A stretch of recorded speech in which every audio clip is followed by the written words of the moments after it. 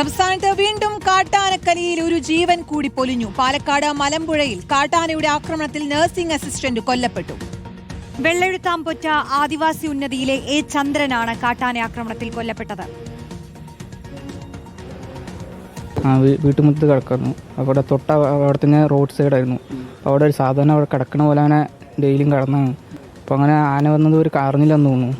അപ്പോൾ അങ്ങനെ ആന വന്ന് വലിച്ചുകൊണ്ട് പോയി. ഞാൻ വലിച്ചുകൊണ്ട് പോയപ്പോൾ ആന എന്താ സ്വാഭാവികമായിട്ട് സൗണ്ട് ഉണ്ടാക്കുമല്ലോ. അതിൽ അങ്ങനെ സൗണ്ട് കേട്ടപ്പോൾ ഞാൻ എൻ്റെ അമ്മയും കൂടി പെട്ടെന്ന് എണിച്ചിട്ട് ഓടി നോക്കുന്നത് അപ്പൂനെ വലിച്ചുകൊണ്ട് പോയിരുന്നു. വെളുപ്പിന് 4 മണി ആയതുകൊണ്ട് നല്ല ഉറക്കത്തിലായിരുന്നു. അതുകൊണ്ട് അറിഞ്ഞില്ല, ആന വന്നാൽ അറിഞ്ഞില്ല. പിന്നെ ഞങ്ങൾ നിലവിളിച്ചപ്പോൾ ഞങ്ങൾ വീട്ടിൻ്റെ ഉള്ളിൽ നിന്ന് വന്ന് വെളിയിൽ ടോർച്ച് അടിച്ച് നോക്കുമ്പോഴാണ് ആന അപ്പുറത്ത് നിൽക്കുന്നുണ്ടായിരുന്നു. ആന അങ്ങനെ നിലവിളിച്ചിട്ടുണ്ട് നിൽക്കുന്നുണ്ട്. അപ്പോൾ ആന നിൽക്കണതുകൊണ്ട് നമ്മൾ ആനനെ ടോർച്ച് അടിച്ച് നോക്കി നിന്നു. പിന്നെ ആന മാറിയതിന് ശേഷമാണ് ഞങ്ങൾ പിന്നെ പുള്ളീനെ നോക്കുമ്പോഴാണ് പുള്ളി ഒരു സൈഡ് കിടക്കുന്നത്. വിവരങ്ങളുമായി ഇക്ബാൽ അറക്കൽ ചേരുന്നു. ഇക്ബാൽ, വലിയ ഇടവേളകളില്ലാതെ തന്നെ സംസ്ഥാനത്ത് വന്യമൃഗ ആക്രമണവും അതിൽ മരണവും ഒക്കെ തുടർന്നുകൊണ്ടിരിക്കുന്നു. ഈ സംഭവത്തിൽ എന്താണ് ഉണ്ടായത്? മണ്ണാർക്കാട് താലൂക്ക് ആശുപത്രിയിലെ നഴ്സിംഗ് അസിസ്റ്റന്റ് ആയിരുന്നു ചന്ദ്രൻ കഴിഞ്ഞ കുറേ നാളുകളായി ഈ മലമ്പുഴ അകമലവാരത്തുള്ള വെള്ളെഴുത്താംപൊറ്റയിലെ ബന്ധു വീട്ടിലാണ് കുടുംബസമേതം താമസിച്ചിരുന്നത്.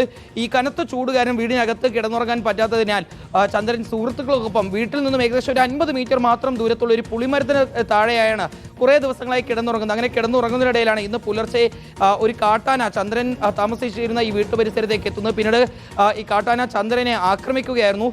ശബ്ദം കേട്ടാണ് പിന്നീട് നാട്ടുകാരും ചന്ദ്രന്റെ ബന്ധുക്കളും എല്ലാം ഈ വീടിന് പുറത്തിറങ്ങി നോക്കുന്നത്. ഈ സമയത്താണ് ചന്ദ്രനെ ഈ ഒറ്റയാൻ വലിച്ചിഴച്ചു കൊണ്ടുപോകുന്നത് നാട്ടുകാർ കാണുന്നത്. പെട്ടെന്ന് ശബ്ദമുണ്ടാക്കി ഈ ആനയെ ഈ മേഖലയിൽ നിന്ന് മാറ്റുകയും ചന്ദ്രനെ രക്ഷപ്പെടുത്തുകയും ചെയ്തു. ഈ സമയത്ത് ചന്ദ്രന് ജീവനുണ്ടായിരുന്നു. പെട്ടെന്ന് തന്നെ പാലക്കാട് ജില്ലാ ആശുപത്രിയിലേക്ക് എത്തിക്കാനുള്ള ശ്രമങ്ങൾ നടത്തിയെങ്കിലും ചന്ദ്രന്റെ ജീവൻ രക്ഷിക്കാനായില്ല എന്നുള്ളതാണ് ബന്ധുക്കൾ പറയുകയും ചെയ്യുന്നത്. വനവകുപ്പ് ഉദ്യോഗസ്ഥർ പറഞ്ഞ ഈ മേഖലയിൽ കഴിഞ്ഞ കുറേ നാളുകളായി ഈ കാട്ടാനയുടെ സാന്നിധ്യം ഉണ്ടായിരുന്നില്ല എന്നുള്ളതാണ്. എങ്ങനെ ഈ ആന ഈ മേഖലയിലേക്ക് എത്തിയെന്നുൾപ്പെടെയുള്ള കാര്യങ്ങൾ പരിശോധിക്കുമെന്നുള്ളതാണ് ഉദ്യോഗസ്ഥർ അറിയിക്കുന്നത്. കാരണം വനാതിർത്തിയിലെ ഫെൻസിംഗ് സംവിധാനങ്ങളൊന്നും തകർക്കാതെ ആന എങ്ങനെ ജനവാസ മേഖലയിലേക്ക് എത്തി എന്നത് ഒരു വലിയൊരു ചോദ്യമായി തുടരുന്നു എന്നുള്ളതാണ് വനവകുപ്പ് ഉദ്യോഗസ്ഥർ പറഞ്ഞത്. ഏതായാലും അതുമായി ബന്ധപ്പെട്ടുള്ള അന്വേഷണത്തിലേക്ക് ഉദ്യോഗസ്ഥർ കടക്കുകയും ചെയ്തിട്ടുണ്ട്.